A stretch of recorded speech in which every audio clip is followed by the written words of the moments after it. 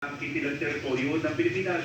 Nakakabay naman ang PIFAR, maging ang Philippine Coast Guard sa mga pangisda sa West Philippine Sea. Hindi upang hindi maapektuhan ang kanilang kabuhayan na umaasa sa mga sakop ng bansa. Tuloy-tuloy din umano ang pamamahagi nila ng puso sa mga pangisda upang makatulong sa kanilang anak buhay. Ako siya ng Gas ng JV Radio DCW. Nakabasa na ba? Alas 6. Oops! Oops! Mababasa lang. Basa po sa mga Kawata Festival sa Luzon po na San Juan. Hi, Doy! Hi, Malos! Kagwapo siya, bata! Ka-cute!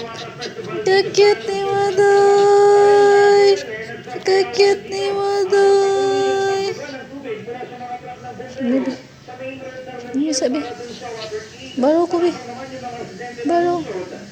Baro ko ba? Psst. Baro ko. Baro ko, Doy. Doy. Ay!